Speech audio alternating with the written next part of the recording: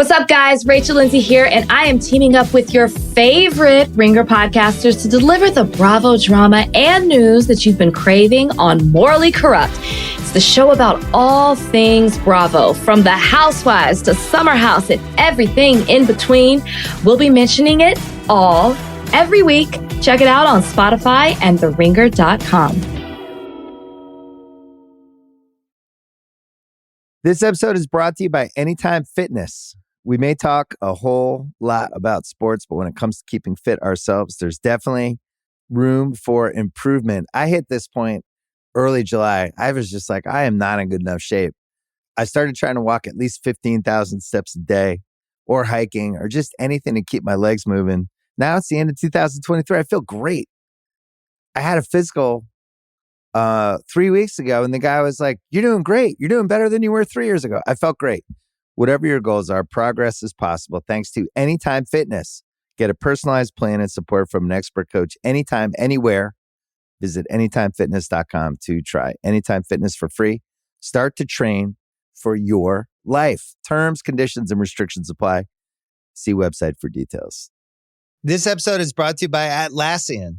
Atlassian software like Jira, Confluence, and Trello help power global collaboration for all teams so they can accomplish everything that's impossible alone.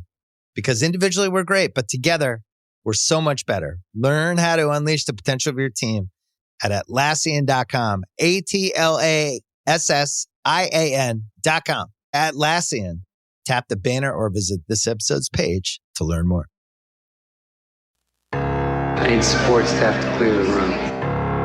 Stand up and walk. Now. Hello and welcome to The Watch. My name is Chris Ryan. I am an editor at theringer.com, and joining me on the other line, hoping his ID still works at the impenetrable fortress, it's Andy Greenwald! Is that a Star Wars thing? Yeah, it's a Star Wars thing. Didn't you just watch Obi-Wan Kenobi? Don't you want to talk about that today? Do I want to talk about it? Boy, I mean, we will. Andy, it's Thursday in the United States of America, and we're here to talk about a couple of things today. We've got some news and notes to go over on the top, some headlines from Hollyweird. And then we were going to just briefly chat about Obi-Wan Episode 4 and maybe throw some hosannas towards Ms. Marvel, another new Disney Plus show, because we love Disney. We love Disney maybe more than Peter Rice loves Disney. Outgoing head of Disney, like all entertainment, right? What was his official job title? Well, so Peter Rice is a long-standing, long-serving executive in, all caps, this town, who was running from Fox. The Town with Matt Bellany. Yes, although the same town, weirdly. Yes, and I'm sure Matt will be covering this in some emergency fashion on his wonderful with much podcast, more detail. And reporting and we're just going to riff. Yeah. But long-serving exec at Fox, came over as part of the merger, was running all of the combined Fox and Disney TV assets along with his colleague Dana Walden. By all accounts, a beloved figure, was called into Bob Chapek's office, and Bob Chapek cosplayed Mad Men Season 4 with him and told him, "Thank you for your service, you're done." I think there's a couple of details in the Hollywood Reporter piece about his exit, which apparently took all of 7 minutes to consummate in Bob Chapek's office. And one of my favorites is that, paraphrasing, Bob Chapek was essentially like, I don't think you're a fit for this culture, for the culture we're developing. Mm-hmm. And Peter Rice was like, I thought the whole thing was we were like building a culture together. I'm not laughing. I'm sure Peter Rice is going to land on his feet, you know? For what it's worth, you and I had a similar conversation after I didn't like Obi-Wan, the first time. Well, that was what I was going to ask you, is if you thought that this was after Bob Chapek had watched episode 4 of Obi-Wan, and he was like, Pete, come on through my office when you get a chance. Didn't help. I'm going to say didn't help. And maybe it's the tone setting that they need, or the reset. By the way, before we get into this industry talk, Gail Simmons is on our podcast today. Oh, yeah, Chris. I forgot. I'm sorry. I completely buried the lead. Gail Simmons, our beloved Top Chef judge, and somebody we've wanted to have on the podcast for a very long time, was kind enough to spare way too much time talking to us this week. So we wrap up our thoughts on Top Chef season 19 in this podcast. In the second half, you're going to hear us talking with Gail, and it was a great conversation about this season, but also the nature of her job and how it's changed over the years. And we spoil Top Chef season 19 Houston right off the jump of that interview. So do not listen if you are still parceling out the episodes. You are correct. So let's turn back to this town, though. All caps. Is that working? Is that a new bit? I think it's a thing. I working? mean, Mark Stein goes this league every time something happens in the NBA. Oh, okay. So maybe. Yeah. We're going to go from the bumpiness at Disney to Warner Media. Yeah. Warner Discovery Media. Big Zaz. Warner. Yeah, right. So I want to float something to you that the Discovery boss, David Zaslav, who is the highest paid or compensated CEO in media and has now taken over Warner Brothers, which includes, of course, HBO and HBO Max. I think he's an honorary Bob. Are you okay with this? You think Dave is a Bob? I mean, Dave is a capital B Bob.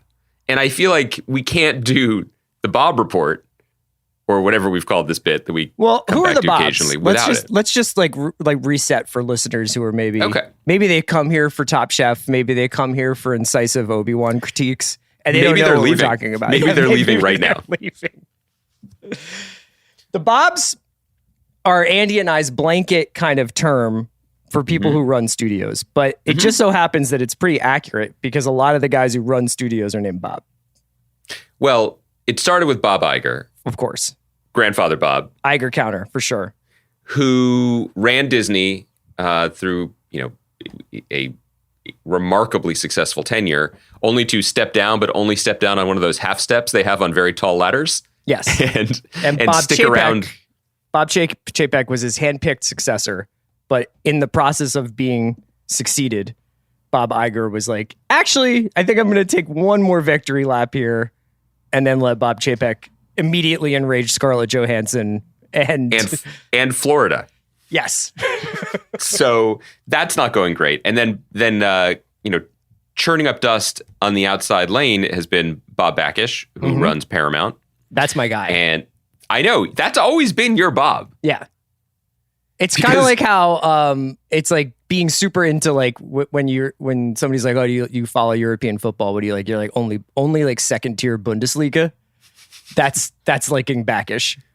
But Bakish is winning. Yeah. Bakish is fucking Top Gun in theaters. He's got the Sheridan verse. He had a solid season of Survivor.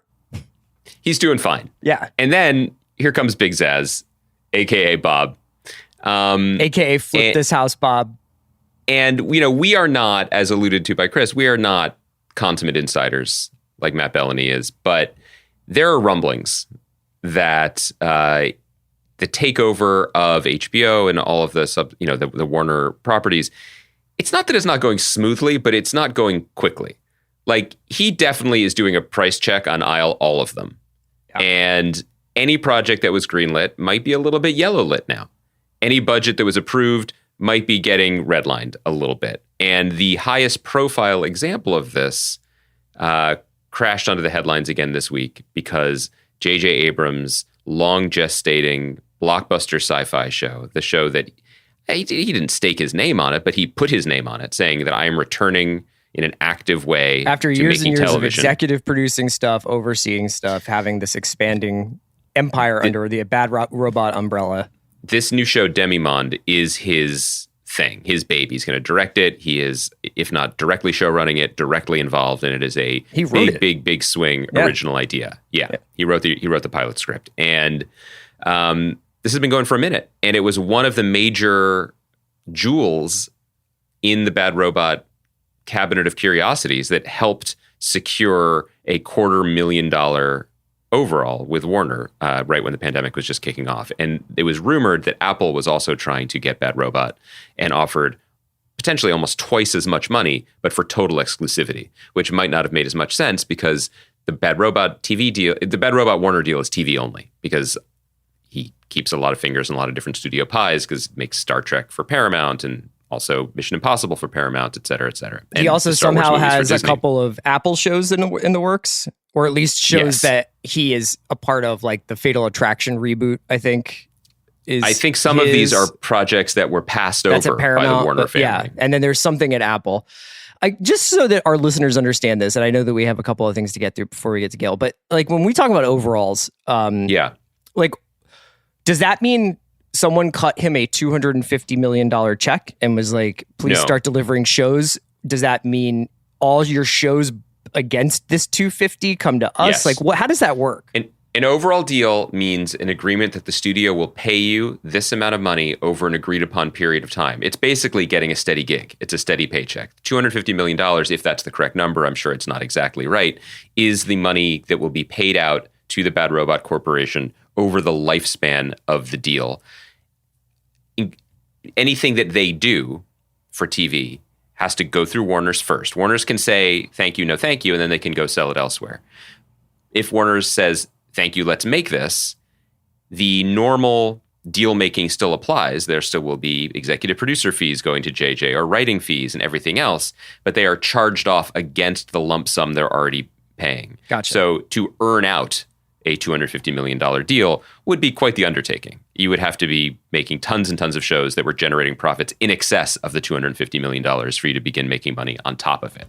Which gets into the somewhat opaque idea of what generates money on subscription services. Particularly when it's all coming from within the same building. So there were rumors that this project was a little bit troubled or maybe a little bit expensive. Just there's been a lot of time spent on it. The different showrunners and co-executive producers or executive producers have come and gone.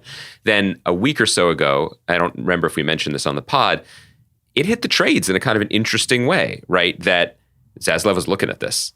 He wasn't sure about this. Our boy Blois, our boy Casey was also scratching his head a little bit. Was HBO going to pull the trigger on this series? And with the backdrop of Zaslav being like, why are we paying this guy this much money when they're not making that much stuff for us? It seems like, and anyway, this week, they said thanks but no thanks. Demi Monde will not be moving forward at HBO, even though it was also the other piece of news about it. It was generally kept under wraps what it was about.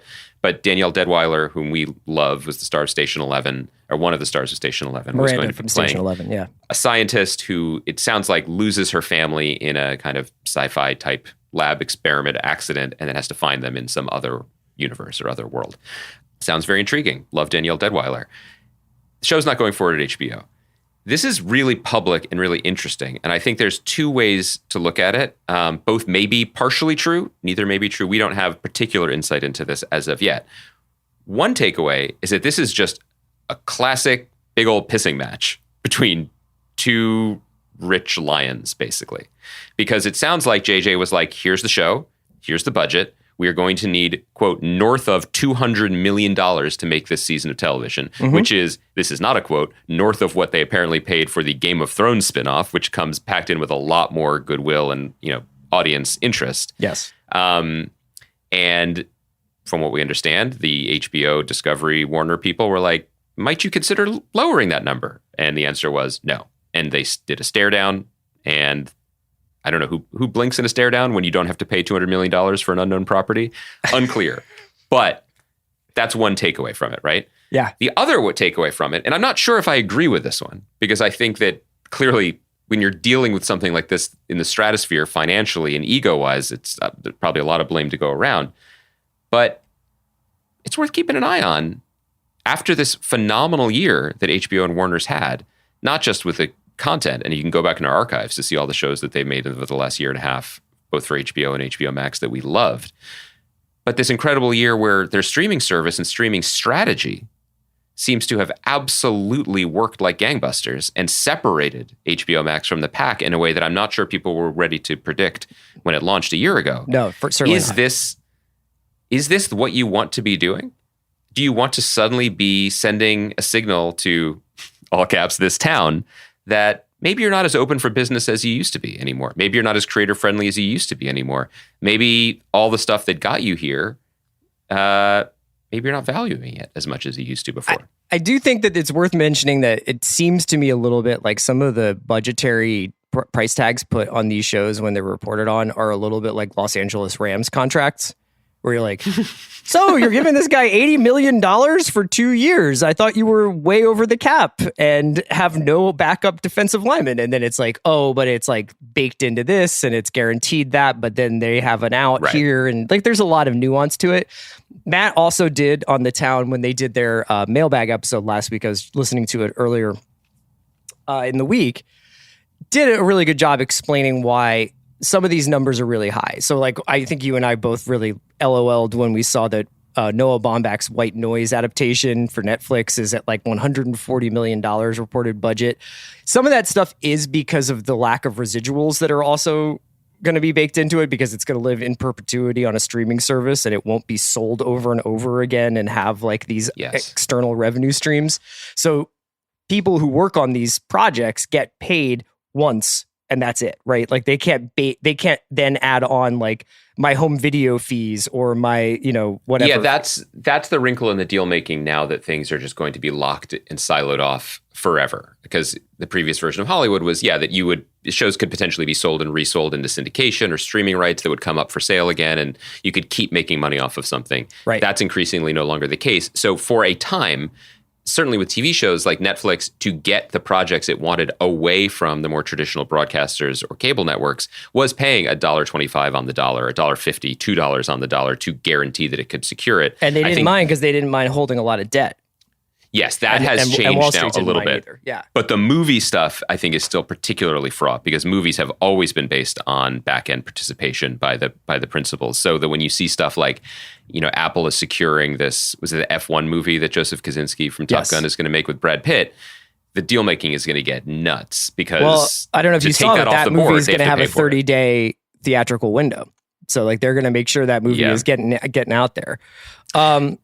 I don't know, man. To say you're right. I think the numbers are a little wonky, but I think my choice here is not to mourn Demi-Monde, which, by the way, Apple could now buy next week. So maybe we'll still get to watch it.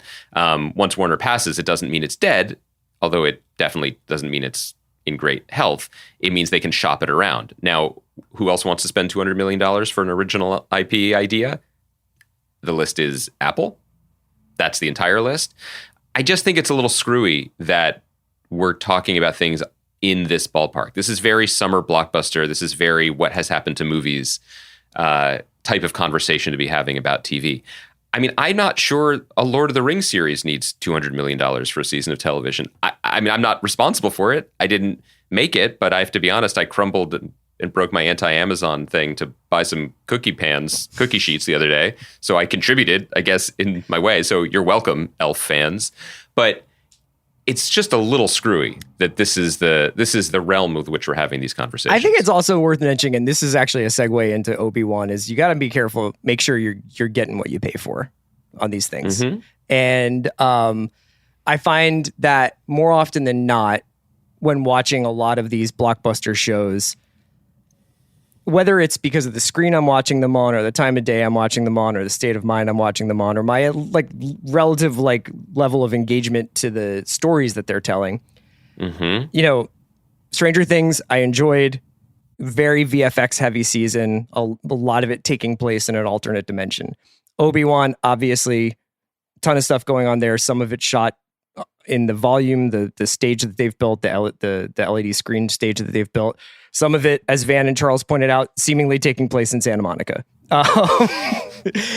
But then, I watch stuff like, I just mentioned before we get into franchise stuff, like both For All Mankind and Peaky Blinders are back this weekend. And I get a lot of enjoyment out of those shows. And For All Mankind has like 6 set pieces a year. And most of that show takes place between people talking in rooms, deciding what to do about going to space, and it's just like you either have the goods or you don't.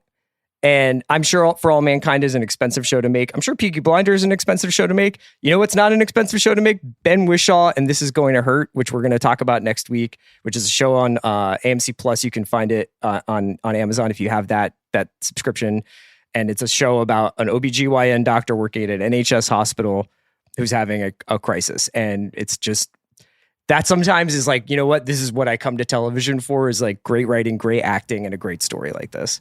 I try, and you're right. This is a good segue into talking about Obi-Wan to the degree that we even want to talk about it this week. But I try to keep a little church and state, so I want to be careful about how I phrase this, but a conversation I had in my other occupation was used the phrase that you just used, which is why I feel I need to share it. Scenes of people in rooms talking. That phrase was brought up as something that needed to be increased in the project that I'm not going to name in order primarily to reduce the budget. Yep. Secondarily, it was acknowledged that those are the scenes people like that make people fall in love with TV shows. So people know, but it is bizarre to me that it actually is kind of a magic bullet and not a CGI one, that people, when they talk about Game of Thrones and why they loved it, they don't talk about the dragons. They don't. I mean, the dragons were cool, and when it, burned up the supply chain and ate the goats, like, everybody was thrilled. That's not why they were obsessed with it, though. But that's not why. It was Tyrion talking to people. And we have definitely lost sight of that in the calibration of these things. And speaking of the Game of Thrones example, dragons didn't come until the end of the first season. And even then, they were just little babies. You know what I mean? Like, that was scaled appropriately. And it'll be interesting when we get the new Game of Thrones content this year, if any of that spirit is in evidence. Now, it's a show called House of the Dragon. There are going to be dragons in the pilot, but not the spirit of the people in rooms talking, but the spirit of, we have to be confident in the story we're going to tell to start it at the ground floor, so we don't end up starting in the penthouse and then being like, hey guys, not only are we in the penthouse with nowhere to go, but we're dropping, $20 million an episode for the upkeep. Well, you think about even the huge set pieces that are in Game of Thrones. Like, think about Battle of the Bastards or something like that, or when the all the people get revived, at Hardhome or whatever. And the reason why those things are extraordinary, aside from the visual aspect of it and the scope, is how much you care about Jon, because you've got so much equity in him as a character. And that's what I was thinking about when I was watching a specific scene in this week's Obi-Wan, which we don't have to belabor. I don't think the show is hitting for us. We don't have to hammer it. But I noticed when they did this one scene where O'Shea Jackson Jr. is arrived, and he's like the leader of this sort of way station for Jedis on the run. And they're like, this fortress in the middle of an ocean, which doesn't have any shields because they know no one could ever get into it, is impenetrable, and no one can get into it. We couldn't possibly think of something. And then Tala and Ben are like, in 8 seconds, are like, here's how we're going to get in here. And it's not like Ocean's 12. It's like, oh, I have an ID card that might still work there, but let's hope that works. And how they rush that is kind of an indictment on this project. They don't actually take its own story seriously enough to make me give a shit whether you guys can get into this Fort Knox in the middle of an ocean. It's not just that. You get the feeling that there were certain pegs that I think, and I understand why it would be this way, gave the creators and the executive team some peace of mind. I mean, the stress of making a show like this is enormous. Not just the stress of making TV shows, because it's super hard and stressful. But I think in good faith, in all honesty, I think they take this very, very seriously. Mm-hmm. The mantle of beloved characters in a beloved world. And I think that can be anxiety making at the very least, right? And so I think they have these certain pegs they feel they can rest on. We know there's going to be lightsabers. We know Obi-Wan is going to use the Force. We know we have Darth Vader back in the mix. So, okay, so we have those things. The problem is, what are we doing around them to get to them? I'm not even going to get into whether the battles, such as they are gripping or worthwhile, mm-hmm. or if it was profoundly dispiriting to see even this version of Star Wars go back to its core competency on television, which is long hallways. Or if these are good uses of Darth Vader. I mean, remember in Rogue One when he just shows up for 30 seconds and just regulates, and you're like, oh my God. Yeah. And in this, the first time we see him, he's stretching in his Zuba pants and talking to Third Sister. I'm like, guys, that's Darth Vader. Maybe hide the ball a little bit, because it's the best ball. There's no even reason to get into that. It's just weird that Darth Vader is like, you told me you were going to file your TPS reports. Yes. And that the entire emotional fulcrum of a show of this state, at this level, at this scale, at this budget, at this expectation is hinging on the hinging unfairly on the fragile shoulders of a 7-year-old actress playing a character we know survives. Yep. It is so bizarre to me that after all the years to make a show about Obi-Wan, no one had anything new to say about Obi-Wan other than, man, that guy really should have quit the Skywalkers when he had the chance, you know? It's not about him. The show has told us nothing new about him, shown us nothing new about him, developed nothing new about him. He's just kind of running behind the story. And my final thing is, you and I, we love heist. We love heist stuff. Yeah. But I do think it's time for Star Wars to like invent AirPods. Because it's not just that she's just like, I'll sit here now.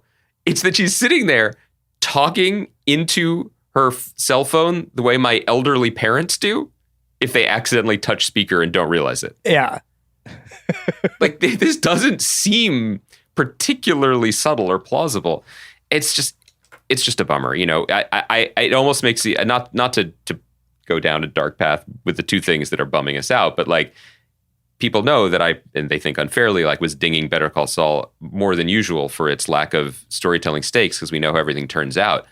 I mean, this is even worse than that in that regard, right? Oh, I mean, what's going to be different at the end of this? What are we excited to be rooting for or learning about in the remaining few episodes? I just don't think it has it. And you know what? No. Like Saul, like when we're doing Saul, and we'll be talking with Gail Simmons about this in just a few minutes, we're like judging the final dish at the end of Top Chef.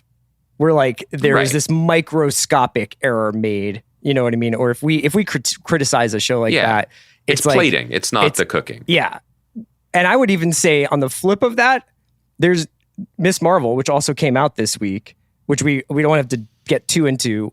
I would just say, while not my jam, I am in awe of like how well made it is, how entertaining it is, and how like sure-footed it is. That is a fucking incredible pilot when you consider it against Obi-Wan. You know what I mean? In some ways, the biggest compliment I have for the show from Ms. Marvel is that the weakest parts of it are the connective tissue to the MCU. It is so strong and assured and vibrant and just feels like it has a reason to exist. And I think I especially appreciate you saying it's not necessarily your thing, but you understand how well it's being made. You know what I mean? Like its reason to exist is to tell this story in this tone. It's only not my thing because like it's another coming of age, like superhero origin story, which I feel like I've seen a lot of. And it's like, but I'm going to keep watching it. Like I found the pace was breezy and like assured, and like the sense of humor was good. And it was an inventive, like, I don't know. Everything about it, I was just like, this is a show that knows exactly how to be itself. The directors are these guys, Adil and Bilal, who did the last Bad Boys movie, and visually, it's just a delight. The way they put the text messaging not over the screen as we've been seeing, but literally into the picture, like comic book balloons or comic book panels. Bisha Ali wrote the script and it developed the show. Understands what makes the character valuable, even if she had to change the powers for some, Kevin Feige decided reason. Like that doesn't even matter because you kind of get it. And then on the margins, like they just kind of nailed it. I think the cast, Iman Vellani is the star. She's delightful immediately. So good. Yeah. They cast the friend well. There's an actor named Matt Lintz. I love her parents. Yeah. Like they're just phenomenal, warm actors who are bringing us into the world, and the balance between this is what it would be like to be a Pakistani American family in Jersey City versus one living in Jersey City where also Iron Man exists. They nail it. Yeah. It's just a really well done show. And I think it's interesting that we're harping on just the core competency of it, because that is what has started to feel like it has been fraying, with these TV properties and extensions from both Star Wars and Marvel. We get the big picture. We're thrilled you cast Oscar Isaac. It made me excited to see the next whatever movie these characters are going to show up in. But you're making a TV show that you want me to watch now? Make a good TV show for me to watch now. Yes. And it's not easy, no matter what the TV show is. And these two as like a double feature, it was stark. It was stark. No Tony. It was stark. Yeah. We should wrap up here so we can get into our conversation with Gail Simmons from Top Chef. She was so generous with her time and a really amazing interview subject. We love Gail. I hope she'll come back to talk to us again. We love Top Chef. I feel like we didn't recap the season, but we kind of get into it in our interview questions. It here. Yeah. So without further ado, let's get into our interview with Gail Simmons. We'll be back on Monday. Everybody have a great weekend. This episode is brought to you by Mint Mobile. New Year's resolutions are fun the first couple of weeks. Then you kind of maybe conveniently forget about them halfway through January.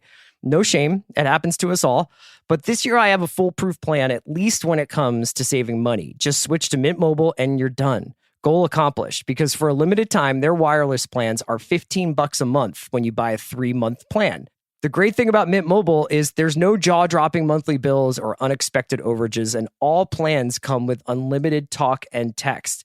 Get this new customer offer today at mintmobile.com/watch. Additional taxes, fees, and restrictions apply. See Mint Mobile for details. This episode is brought to you by State Farm. You might say all kinds of stuff when things go wrong, but these are the words you really need to remember. Like a good neighbor, State Farm is there. They've got options to fit your unique insurance needs, meaning you can talk to your agent to choose the coverage you need. Have coverage options to protect the things you value most. File a claim right on the State Farm mobile app and even reach a real person when you need to talk to someone. Like a good neighbor, State Farm is there. Love the way you look this wedding season at Men's Warehouse. With the range of sizes from extra small to big and tall. Explore top styles at prices for any budget, including designer suit and tux rentals starting at just $159. With over 600 locations, in-store consultations, and easy online booking, there's a reason why couples choose Men's Warehouse to find their perfect fit. Men's Warehouse. Love the way you look. With Capella University's FlexPath format, you can set your own deadlines, learn at your pace, and access most coursework from anywhere at any time. Imagine your future differently at capella.edu.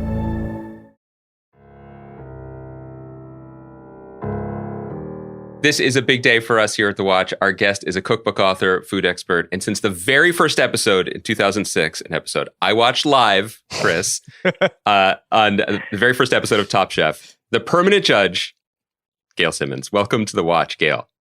Thanks, guys. By the way, 4 out of 10. Do not recommend you watch that episode again. Ever. Have you ever gone back and watched the early episodes? No. Are you crazy? I would never do that to myself. I'll tell you true. I have seen clips of it over the years because they keep like popping up on the internet, or my friends think it's hilarious to like send it to me because they went back during the pandemic and like rewatched the whole series from episode 1. And I'm like, stop it. I don't want to see it.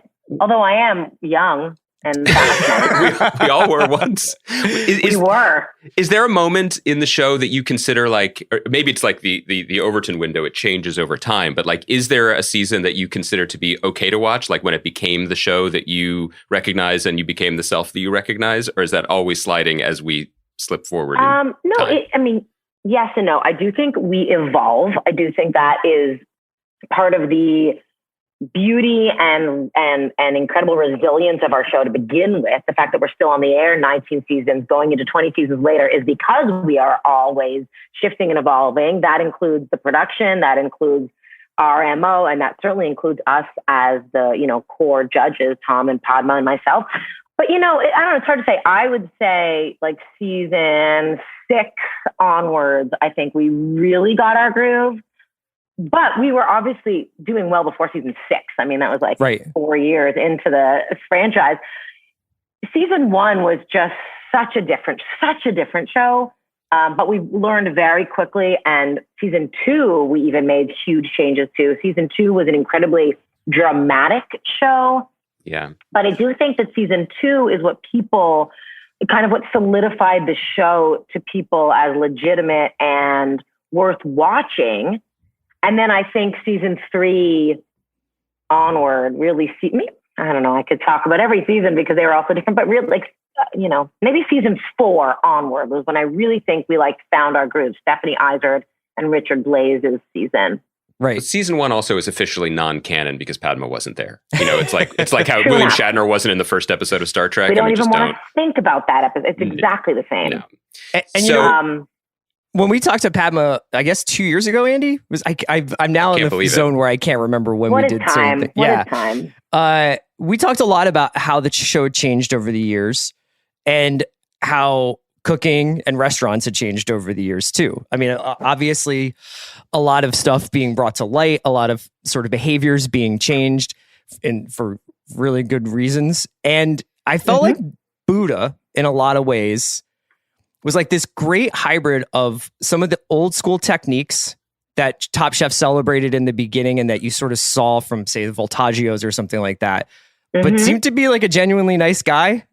And there's a lot of genuinely nice people on our show, yeah, for sure. However, yes. No, I know exactly what you mean. And I actually think there's a lot of really interesting things about Buddha as sort of like a poster child in a way for what we've been trying to work towards and we are so proud of him for. Number one, yes, fine dining, extraordinary skill as a technician in the kitchen, years of dedication and experience, which basically at this point all our chefs have, but he truly did show that amazing balance of his own sense of identity, the use of who he is as a person, where he came from, the story of his father, of, he's from Australia. He has, Malaysian roots, Chinese roots, Australia, moving across the world and cooking in some of these incredible kitchens around the world, and then kind of culminating. And by the way, his when I say culminating, it's far from over. We are going to just begin to see him in his own right now. But what I think is the most interesting about him and how he is such a great example for the show this season and our evolution is that he truly grew up watching the show, right? Yeah, so that's what I was going to ask about. Exactly. 17 years ago, he was watching the show as a very young kid, because again, we're really old and we've been on the air a really long time. 17, 16 years ago, he watched the show and said to himself, this is what I want. That quote in the finale of I didn't want to be an astronaut. I didn't want to be a scientist. I didn't want to be an author, whatever the quote was. This is where I wanted to be. And here I am. And he manifested it. And that's also an interesting sort of meta situation for us, because he wanted to be on this show and go through that experience. And he had this singular goal and he did it. But along the way, he was able to bring to it, it wasn't like he just snapped his fingers and said, I want to be a chef, and became this person. I mean, he worked for 17 years to do it. And I think along the way, he learned a lot as a leader, as a chef, as a cook, as a friend, as a human, as a citizen of the world. And I think he brought all that with him. But I do think that's fascinating, the idea of the next generation of chefs growing up understanding and watching Top Chef, because the show itself... He studied every episode. He studied every challenge. I mean, it's a different game. He was playing a different game. You see that on Survivor, where people are playing now, where they've written dissertations on Survivor and are now playing Survivor. And one thing I think, to Top Chef's credit, and why I love it and never miss an episode, and I've never seen an episode of Survivor, is that while it is a competition, the game part of it isn't always what leads, and especially over the last few seasons, I think in a really wonderful way, the relationship between Top Chef and the industry has shifted slightly, where it begins to feel like you're leading the industry where it should be going in a way, and really privileging things that we saw really beautifully this season, which is not just diversity, but personality and emotion and connection, storytelling, all of these aspects of cooking, in addition to the skill. That said, that's the other thing that Buddha brought, though, because he's seen all the episodes, he never reached for the pre-made pasta. You watch 19 seasons of the show, every year someone's like, I got this, I'll just buy the English muffins. And you're like, have you never seen Top Chef? Right. But he did reach for, but he did make a mean amatriciana, if you remember. And that was that to me stands out in a way, that episode, the one episode where he cooked for his wife. Yeah. Yes. and just made the simplest pasta, which we actually didn't think he was going to be able to do. And that was her dish. Yeah. Yes. And ultimately he was capable. His capabilities weren't in question, but his mental ability to like come down a bit, chill out a bit, cook from the heart. Because sometimes he and many chefs before him have fallen into the trap of feeling like he had to be too chefy. And there were moments where I was like, you really chefed it up. He didn't win. It's not like he won every episode. It's not like he won every challenge. He was on the bottom for some quick fires. He, there were moments where he stumbled because I think he overthought. He was a little too cerebral, and we weren't seeing from him like any emotion in some of his cooking, especially in the early episodes. But then it was like that moment onward, he was just, when he was able to just like make a simple, delicious pasta, I was like, okay, he does get it. He can find his soul and dig deep and just make something that doesn't have to be perfect, but that is meaningful. He also showed us something that I guess you probably didn't get to see until the edit, but in the episode where one of the best of the season by far, I thought, the episode set in the historically black church, and basically what the assignment was and the cultural reference points, and Buddha's like, I'm a Chinese Malaysian guy from Australia. I guess I'll wing it. And he was willing to bring enough of himself to it, but also bring enough humility to it to really succeed in a challenge that I think previous contestants from previous years might have said, well, this isn't mine. I don't have a place at this table, which is kind of stands against what the show is becoming. Well, not just what the show is becoming, but I think that the entire point of that specific challenge and our sort of MO with doing specific episodes like that, there's going to be lots of episodes now, always. I mean, the whole point of the show is to take the chefs out of their comfort zone, right? That is the actual point. I say it all the time. If we wanted to just see how you cook perfectly all the time, we would just come to your restaurants, right? The entire point is to take you out of everything comfortable, usual, strip away, and then see how you do. Or else there's no point to being on the show, to being in the competition, right? If you have your comfortable kitchen that you've cooked in for years and your sous chefs and all the ingredients you're used to and all the cultural reference points that you keep in this little kind of bubble of a world, then of course you're going to make the same thing, but it becomes rote. And also, where is your connection to cooking for other people, to that relationship that food serves to connect us, to universalize, to be an ally? Because as a chef, that's what we're asking you to do, right? It isn't necessarily about you. It's about nourishing and feeding and sustaining other people. So we want people not only to be out of their comfort zone because they've never cooked with an ingredient, but out of your comfort zone because the cultural touch point is different. Trust me, by the way, I don't have a cultural touch point to Freemanstown. Yeah. I'm a Jewish white girl from Canada.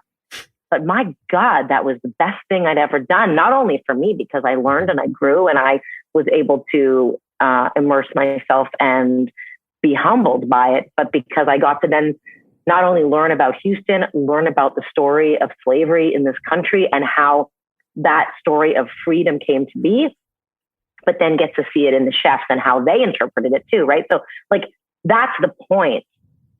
And yes, Buddha really understood that it isn't about him. It's about this place, this lesson, and the greater story that it can tell and what it can teach us, right? That was a rant.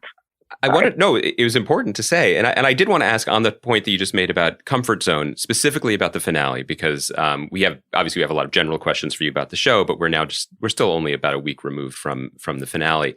One thing that really struck me about it was, for the first time in a while, it felt like the three finalists were cooking with joy, with like a palpable sense of happiness and lightness in the kitchen. This isn't a judgment on past seasons, because the past two seasons have featured some of the very, very best cooking and very, just the highest level stuff that we've ever seen as viewers.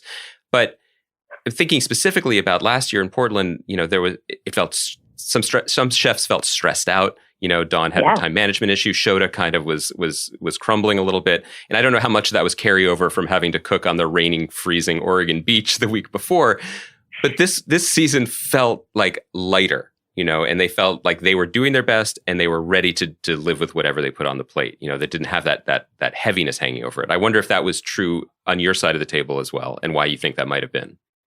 I think it was to some extent. And I think the context is important also, the greater context of the world and the moment in history when they were cooking. I mean, last year, I think back and I still have, I mean, we all have post-traumatic stress of some sort from the last couple of years of life, no matter who you are, no matter what you do. And coming to Portland for that season, for season 18,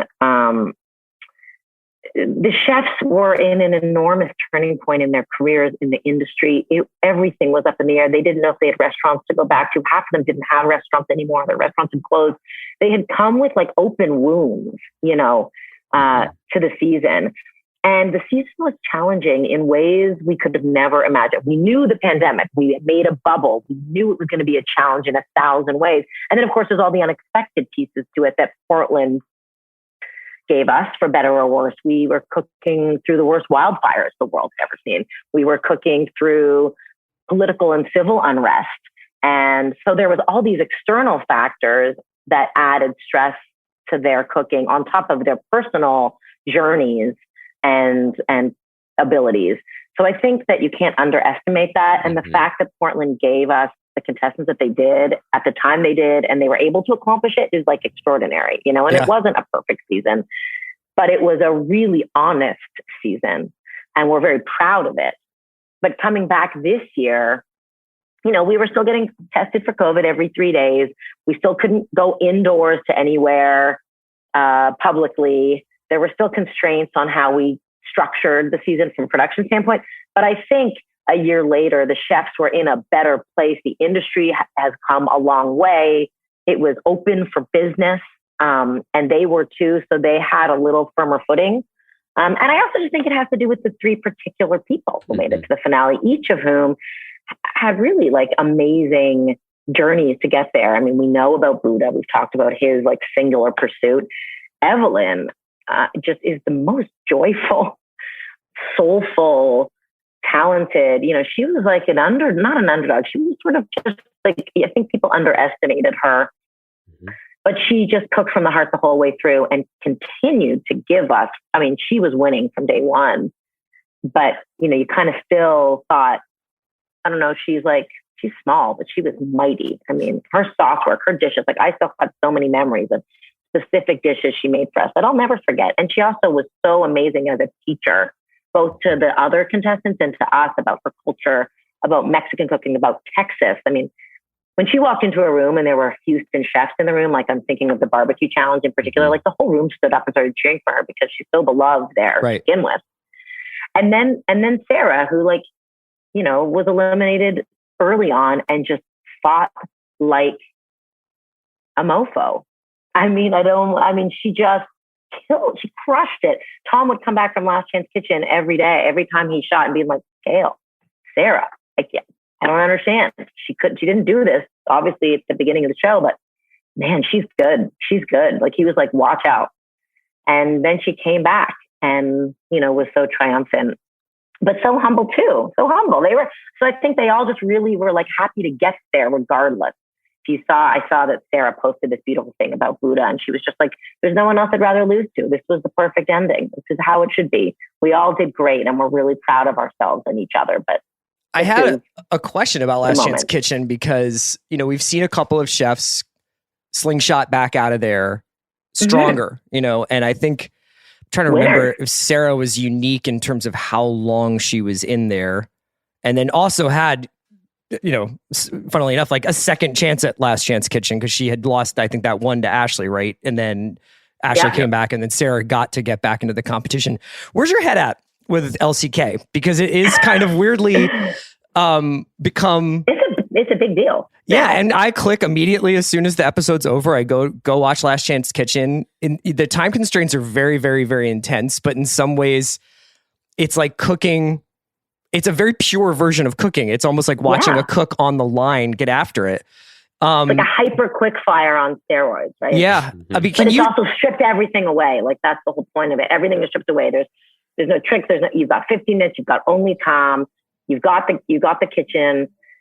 It's funny that I didn't pay attention either sort of secretly. Sorry, Bravo. To Last Chance Kitchen for a long time. I mean, I knew that Tom loved it, and I knew that it served a purpose, and Kristen came back and won, and Brooke came back and won, and Joe came back and won. And so I watched sometimes, and Tom's always my insider. So like, he would always keep me posted on the developments, what was going on there, because he in a way gets to know the chefs in a really raw, different way than Padma or I because of that. So this season, when we were in Houston, I went to our producers and I was like, I want in. I need to be in. I want to be part of this because it's so cool now. Like, I really have to say, I'm like, I want to see it. I've never, ever been to Last Chance Kitchen. Can I just sit in? Like, at first I just wanted to sit in, where they have the eliminated contestants sitting to cheer people on and do the commentary. I'm like, can I just be there one day? It's and like wearing a hoodie, maybe. Yeah. Yeah. Sunglasses, a mustache. But, and they were like, well, then why don't we just make one with you? And, you said, let's do it. Like, if you want, we'll build something that makes sense. So they let me do an episode this season, and it ended up being a very relevant episode to the context of the show, because number one, it was the delivery ghost kitchen, Last Chance Kitchen episode. So it was a follow-up to Restaurant Wars. Jackson had been eliminated. It was about creating a restaurant concept, but they had 45 minutes and they had to cook a takeout order from like a ghost kitchen of a restaurant concept and deliver it to me and Tom. So that's like something that's happening in the restaurant industry, very relevant right now. There's so many delivery ghost kitchens. The restaurant doesn't exist, but it's a concept that you can just get delivery from. And it was kind of Jackson's moment because everyone was so up in arms and surprised that Jackson was eliminated. And he was up against Sarah, so I'm sure he came in being like, I got this, He's a pretty talented guy too. And I was so thrilled to watch it and be there and eat their food, because they both did like what they both were able to accomplish in those 45 minutes of a quick fire. I was like, this is real. Like, I could not believe that they did it. And they both did great. I mean, it wasn't like Sarah won by a landslide, but in the end, what she did, her concept was so like solid for something that sounded so creative and different and interesting. And it was like she'd been obviously making that food for years, which was because she was very confident in it and good at it. Also, in the end, only one of the contestants had taste buds that worked. That's also true. But interestingly, Jackson's food was all good. Like, that's the crazy part about Jackson, right? By the way, we did not know that. Hand to God, we did not know that Jackson had COVID and lost his taste buds until the chefs found out as well. Like, after we eliminated him at Restaurant Wars, like that night was when our producers told us. It's one of the most impressive things I honestly have ever seen in any competition. Yeah. But also because there was another chef this year who was continually dinged for not seasoning his food or putting salt in it. So if you had asked the judges which guy here has COVID, maybe he would have said Luke. Maybe. Mind blowing. Yeah. It was wild. So, but to your point, that Last Chance Kitchen episode with Jackson, it wasn't about seasoning. And he wasn't eliminated from Restaurant Wars because of seasoning. He I don't know how to do that, but he seasoned his food well, and it was good. It just wasn't as interesting and as technically incredible as Sarah's was. It wasn't that his was bad. Hers was just better, which is almost always the case.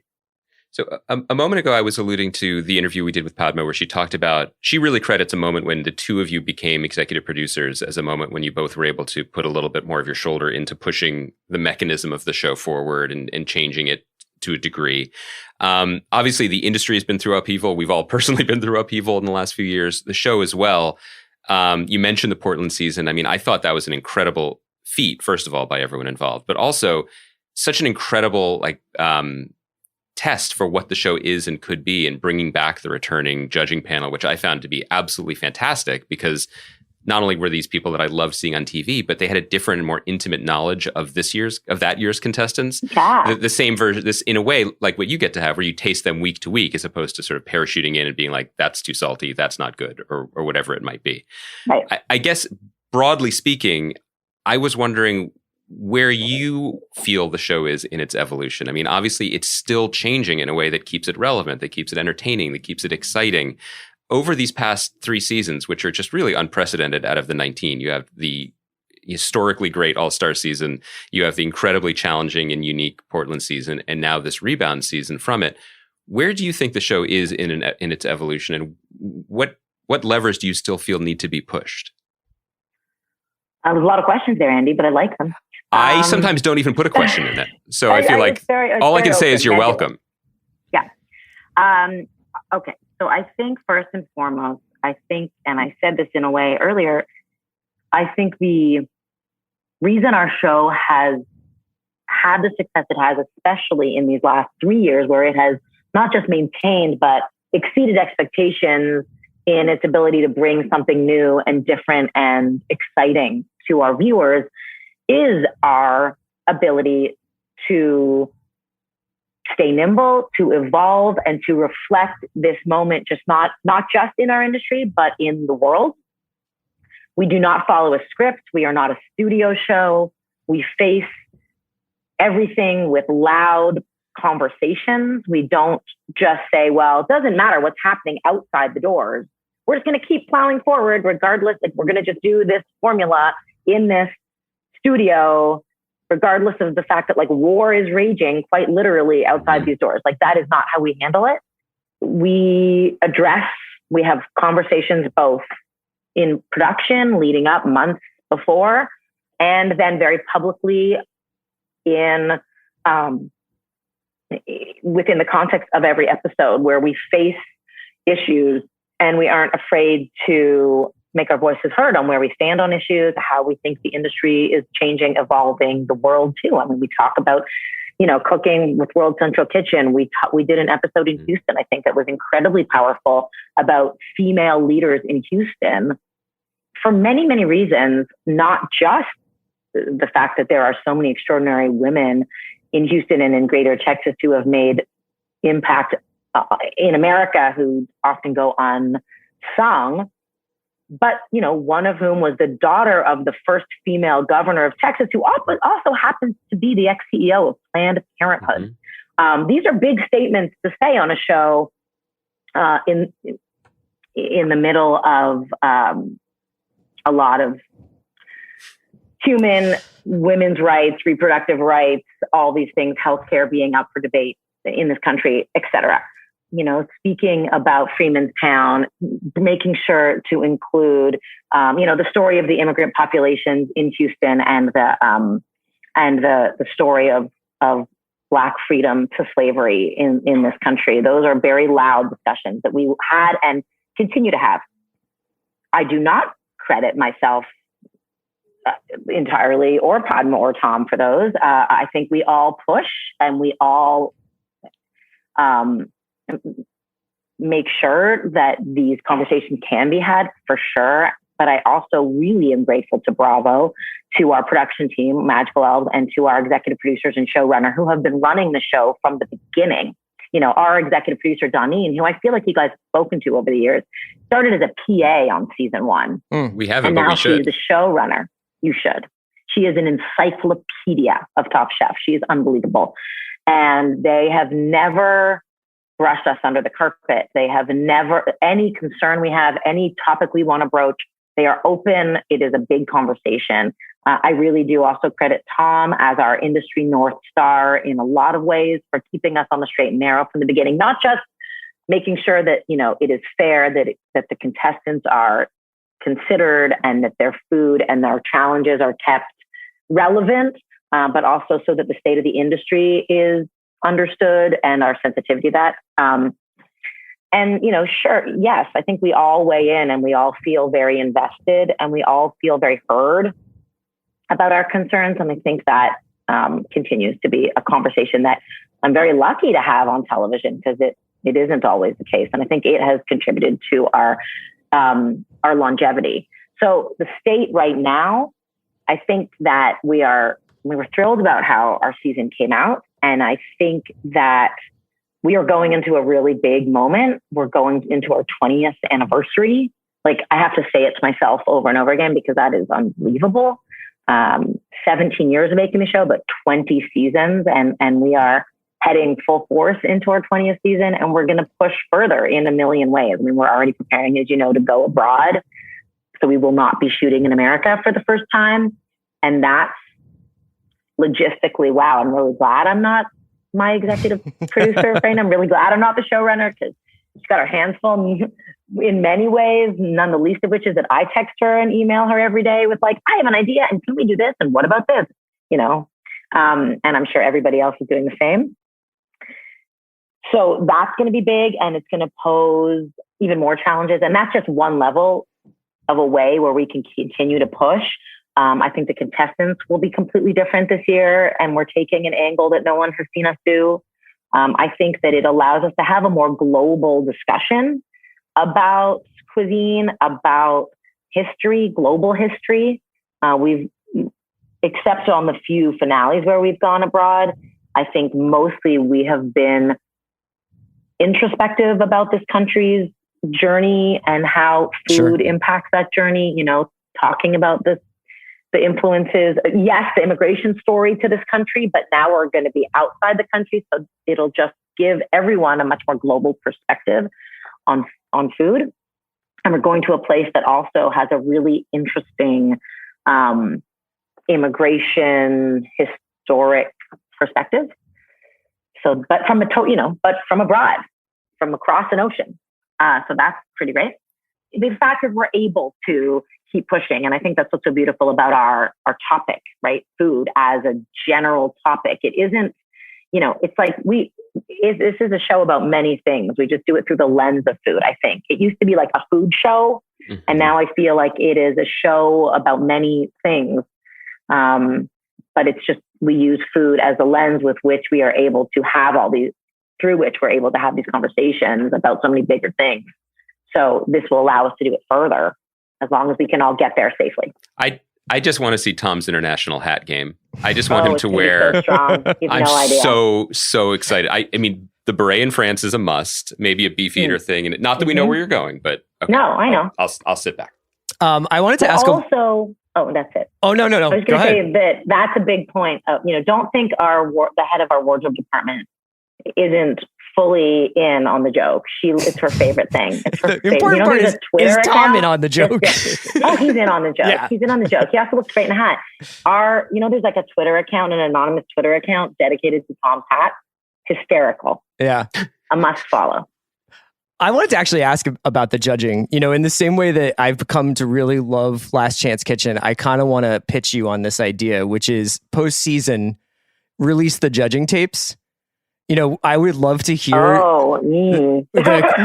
So here's yeah, but just I'm curious whether or not, because most of the judging clips usually wind up creating this air of suspense so that you don't know who's going to win the actual end of the episode. But I find that the way that you describe food is actually like crucial to the show, because we can't taste this food. So the judges are our kind of avatar for going through these dishes. Absolutely. I was curious if you could talk a little bit about what it's like to judge, maybe once it's down to 4 or 5 people, because it does seem like, especially this group that you just finished, it was like it wasn't ever catching a mistake. It was like the separation of minor blemishes in these last few dishes. And how is that different from when you're judging earlier in the season and you're maybe having this wasn't cooked through, or the rice didn't work out, and sort of larger swings and misses? Well, that's a big point of it.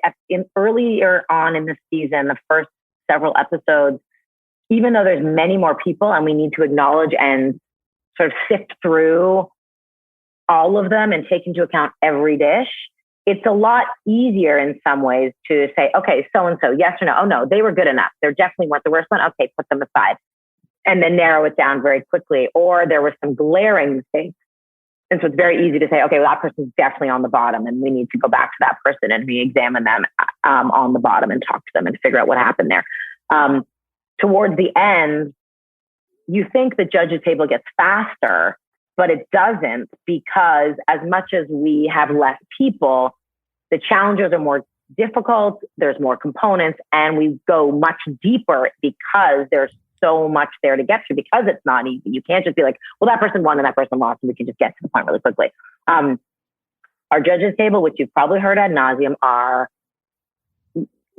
judges tables are much longer than they seem. It's like, 8 to 12 minutes on camera in the final edit of the show, but we're there for 3 to 4 hours, sometimes much, much longer, especially on finales.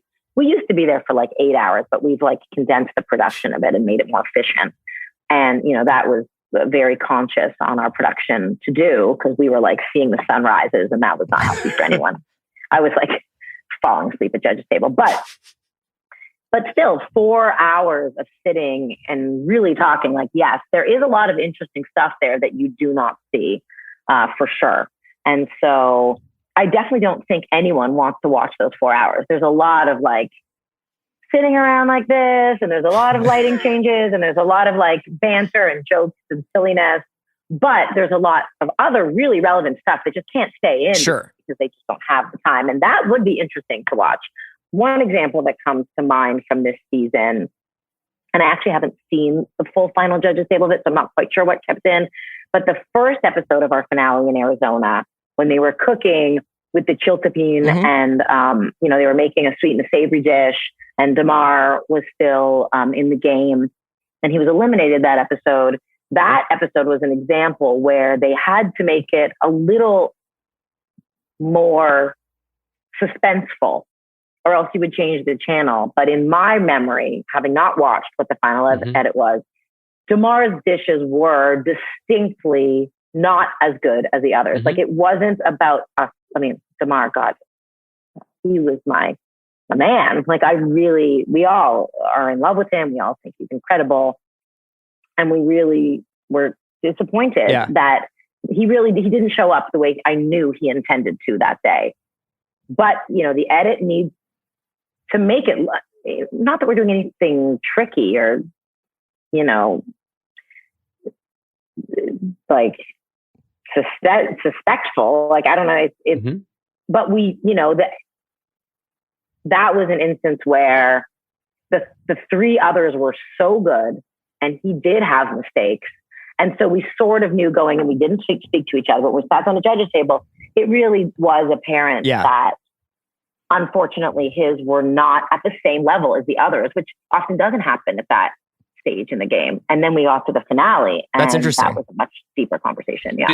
It's so interesting. And it makes me think of what you said a moment ago, which I agree with completely, that the show is so much more than a food show now. It's so much more than a competition show as well. And I definitely don't watch, everyone watches the show in their own way and they get their own things out of it. But one of my takeaways from this season was, and I don't think it's just because I'm a veteran viewer, I didn't feel a great deal of suspense this season. And it in no way took away from my pleasure. You didn't, or you did? I did not. Didn't. And I don't mean over the course of the season. I definitely did. I mean individual in each episode. One picked up the vibes, the chef's body language, the types of dishes that were being put up in comparison to others. Who was going to be eliminated or who wasn't? Maybe the better way to say it isn't that it wasn't suspenseful. It's that I never disagreed, even though obviously I didn't get to taste the food. Or but I don't think No. But I don't think it took away from the enjoyment. It's an interesting thing that we talk about post, and I'm sure there's many postmortems going on about this season going into next season with our production, and we will all talk about it as well, is, because we sort of headed in this slightly different direction or a slightly new direction, and it's happened naturally and gratefully that the chefs they work well together, they support each other. There's a lot less competition, there's a lot less drama. And that's been an organic thing that's happened over the course of 19 seasons to get where we are for many reasons. I think that is reflective of the industry. I think we are in a new phase of where we were 17 years ago in kitchens. I think it's not necessary. I think at the same time, reality competition as a television genre has evolved, and it's also not about nastiness and villains and drama. It's just not. It's about talent and skill and learning and evolving, whatever. So that conversation is relevant to the tension that we create in the show. And are we getting too soft? Do we need to create more tension? Is that, some people complain about it. Some people watch the show because of its kind of thrill of the competition. And is it too kumbaya. Do you remember that? Remember the meme before we had memes, when the whole thing about reality shows was that I'm not here to make friends. Literally, they are now there to make friends. And that was tough. Yes. And I like that. And but that happens. It's like you put people through an experience together, and they all come out changed, and they are the only other people that they have experienced this with. So you form bonds. Also, this is something that I've talked about many times before, that being in competition with the people cooking beside you is actually antithetical to what a kitchen is. It's what the reputation of kitchens, used to be, that everyone is like, I'm just in it for myself, and you put your head down and you don't help the other person beside you. But these days, this generation, we all now understand when you're in a kitchen, you are working as a team. Yeah. You are there for a common goal. You are there because you build each other up, and high tide raises all ships, right? And so to then get into a kitchen after cooking that way and come into a kitchen where we're asking you to not do that. We're asking you to remember that the person cooking beside you, who's awesome and who you love as a person and you're getting to know and you're learning from, but is also your competitor, is really like antithetical to what they're used to. And so they understand it, but they've also realized that you don't need to be an asshole to be a competitor. You let your food speak for yourself, and the food is where the competition is. But the camaraderie of a kitchen is actually like at the root of how kitchen teams work and are made better for it. So you've been so generous with your time. We should let you go in a moment, but I did have to ask, especially speaking of camaraderie, one of the best things about the show is it's apparent how well everyone involved gets along with each other and in good spirits about all these things. And though the seasons change and the competitions change, every year there's at least one or two circumstances where the chefs have been cooking. It's like 99 degrees, whether it's Texas or California or wherever.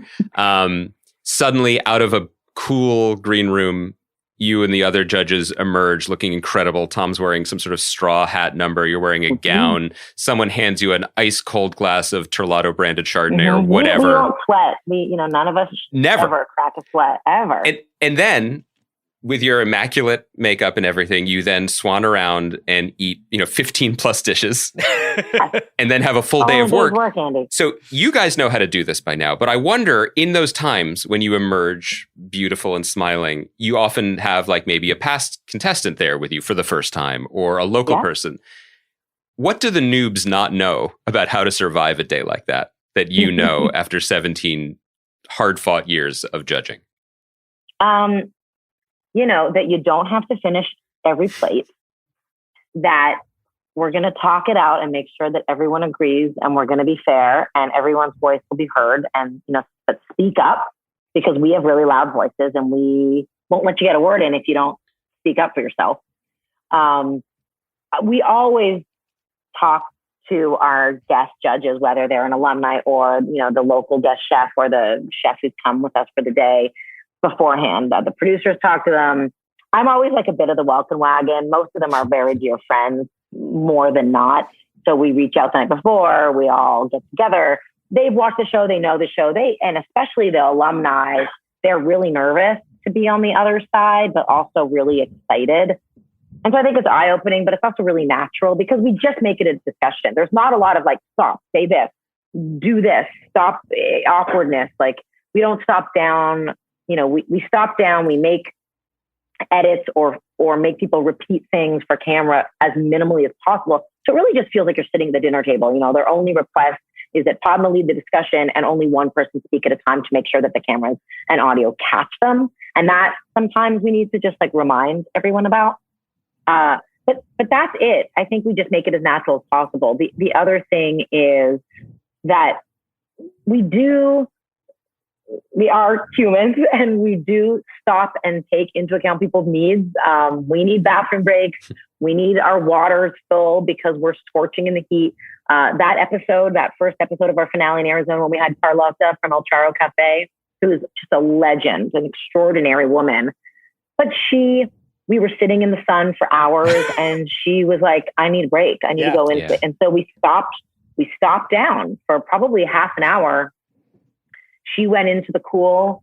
We shot around her so that there wasn't an empty chair at the table so that so the chefs could keep cooking. And then she just tasted the food inside in the air conditioning and then came out and gave her comments. Because things happen. I've had wardrobe malfunctions. We've all had issues happen at the table, but the beauty of editing, we want to make it look seamless and obviously inclusive and smooth. But just like any show, we have to keep it at 46 minutes. Sure. So we need to get it done. But when your old boss, Danielle Ballou, jet skis in for an afternoon, there's no desire to haze him. Yeah. There's no here, eat 20 oysters and then join us here. No. Okay. Actually, I had dinner with him last night, totally randomly. I went to one of his new restaurants here in New York for the first time. I was actually having dinner with his wife, and he came to the table and we were talking. And he was like, "Wait, the episode aired and I didn't see it. Wait, how was it? Was I okay? Did I come?" And I'm like, "Daniel, you were great. It was awesome. Don't worry, you can watch it on your own time." He was like, "But wait, who won? I didn't follow because I was watching, in real time, and then I couldn't watch my episode, and now I don't even know who the winner is." I was telling him about Buddha. You were spoiling it, yeah. He was like, "No, he needed to know." He's like, I'm off the bandwagon. Just catch me up. But that was also a really special episode for him too, for obviously many reasons. Not only was it the episode before the finale episodes, but it was at this restaurant, Blue Dorn, where his chef, Aaron, who had cooked for him many years in New York, had opened this really exceptional restaurant in Houston. And the chef made amazing food that day. They all really brought it. And so I think he was really invested, which is just the best because we care what he thinks because he's still my boss. He'll forever still be my boss. And even Tom, I think, Tom's he's still he's everybody's boss. You know what I mean? He's the boss. Gail, thank you so much for joining us today. Yeah. Thank you for being so generous with your time. And we can't wait to see how your European vacation goes. We will keep you posted. Yeah. Thank you guys. I really love the joy you bring to your recaps, and we're honored that you still care. We care for following along for the ride. We care so much, and there wasn't even room in our conversation for me to talk to you about your memoir, which I read, and Chris didn't. Thank you. So I feel like maybe you'll have to come back next season. It's 15 years old, so there's a lot that's happened. I assume there's a new edition coming. Let's not call it a memoir. There will be a part 2. But yeah. Okay, good. Thank you guys. I really Gail, thanks so much. Talking to you.